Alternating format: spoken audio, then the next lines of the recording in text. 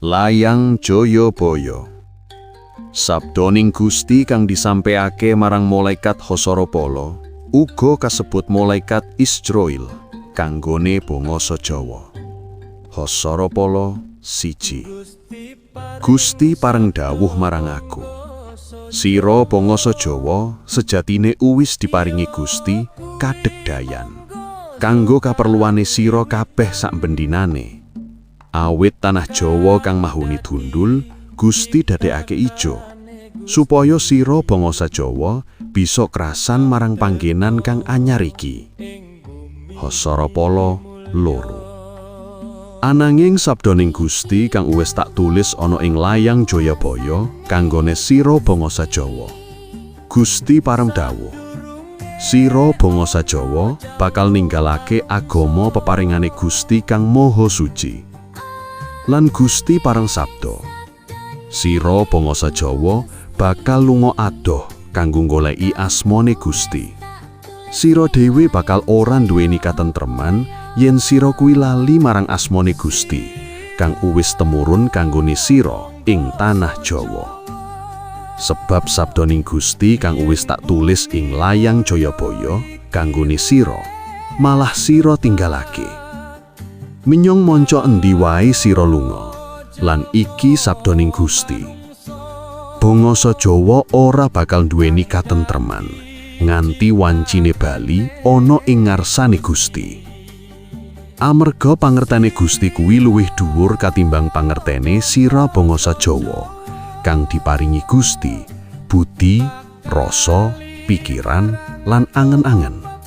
Supaya sira bisa mangerteni marang dununge kahuripan kang tekane saka Gusti. Ananging jalma manungsa kang dadi ciptaane Gusti kuwi ngendikane marang sira, iki sejatine agamane sira. Sejatine jalma manungsa kuwi ngapusi sira. Sebab sira jalma manungsa kang wiwitan teka ana ing jagat iki kang nggawa agamane Gusti. Gusti pareng sabda, bangsa Jawa kabeh kang ana ing jagat iki bakal ora mirengake maneh marang ngendikane Gusti. Awit sabdaning Gusti kuwi uwis luwih dhisik teka. Banyu kang mahune resik bakal dadi reget yen bangsa Jawa kuwi lali marang wekasane Gusti.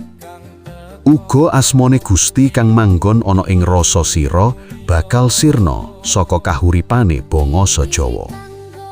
Semono uga kasempurnane Gusti kang papat kang dititisake ing bumi suci bakal sirna saka kahuripane sira. Gusti kang Maha Kuwasa, ugi Gusti kang paring kaslametan dumateng kawula rina kelawan wengi. Amung panjenengan Gusti, kawula pasrahaken gesang lan sedoh kawula, sirna bebayan saking kuwasa panjenengan kagem saklawase.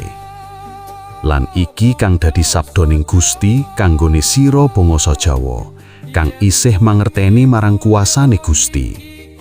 Gusti kang Maha Kuwasa kang maringi ukum kanggone jalma manungsa. Sadurunge jalma manungsa kuwi teka ing bumi sucine ibu. Uga pangomongan kang teka kanggone jalma manungsa kang ana ing jagat iki uwis dadi sabdaning Gusti. Ananging jalma manungsa kang dadi ciptaane Gusti kuwi tansah goleki barang kang celaka kanggone uripe. Sauntara peparingane Gusti kang utama malah ditinggalake. Lan semono uga jalma manungsa wedi marang ucapane jalma manungsa katimbang ucapane Gusti. Semono uga bangsa Jawa bakal ora bisa nenuwun marang Gusti nganggo bangsa Ngawi. Apa kuwi pantes mungguhing sira?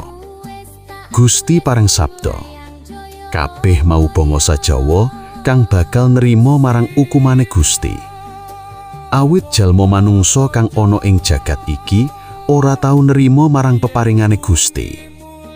Amarga kuwi teka sabdaning Gusti. 1000 jalma manungsa, siji kang nuruti dawuhe Gusti. Sebab jalma manungsa kuwi lali dening setan kang dadi ciptaane Gusti kuwi manggon ana ing ragane jalma manungsa.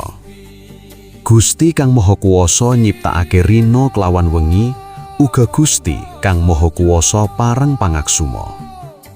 Supaya sira bangsa Jawa ing wayah bengi bisa cedhak marang Gusti lan nenuwun apa kang dadi kaperluane sira.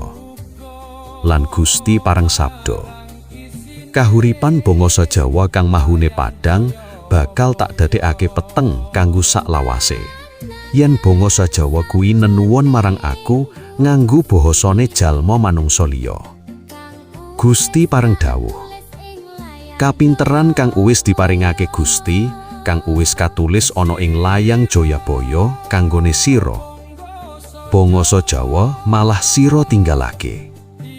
Lan sira dhewe malah bali musuhi asmane Gusti.